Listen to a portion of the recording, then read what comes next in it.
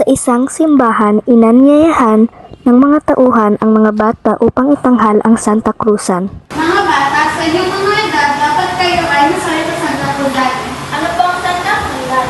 Ang Santa Cruzan ay posisyon tuwing Mayo na inaalala sa Birhen Maria at paghahanap ni Reyna Elena sa Cruz Rey.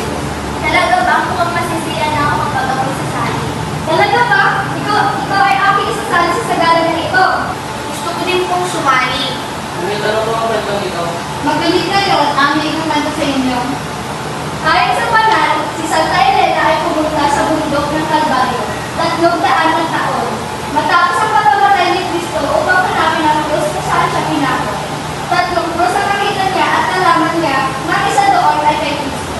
Dahil sa kasamahan ni Elena, matapos itinara ang dogma na Immaculada Conception noong 1854. Nagsama ang tradisyon ng Santa Cruzan bilang devotion ng Maria na tinatawag Lore de Maria. Ito ang pag-aalala ng bulaklak kay Maria bilang bahagi ng pagninilay at pagbibigay-bigay. Yun naintindihan ko na. At may nag-voluntaryo, kayo ay sasali sa sagala. Maraming salamat sa inyong dalawa dahil kayo ay sumali. Ayos na pag-usapan na natin ang tungkol kay Reyna Elena. Kailangan na natin mag-ensayo.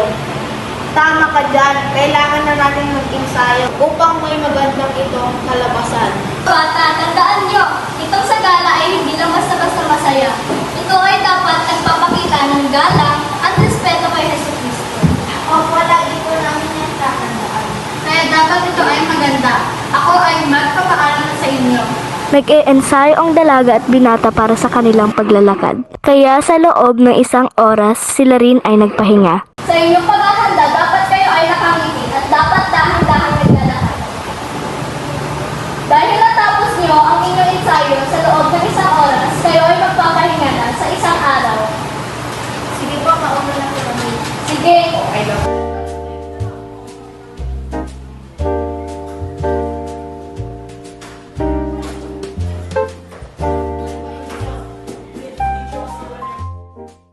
Maaari pa kitang tulong sa paglinis ng corona. Oo naman.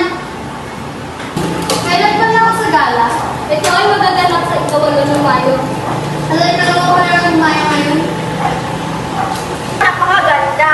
Ito naman sa akin. Sa corona, kumuha tayo mga sa simbahan. Ngayon na tayo kumuha upang hindi masayang ang oras. Sige na nga. Sila ay nagtungo sa simbahan ngunit walang tao doon at nakita nila ang tauhan ng simbahan. Pwede po ba namin kunin ang corona? Bukas nila ito makukuha dahil sarado ang simbahan. Ay, sige po. Alis na. Mag-iingat kayo. Kinabukasan, ito ang araw na mahalaga sa dalaga at binata. Tama, magpapaayos na din ako. Bata, huwag niyo kakalimutan ang ating mensahe. Opo.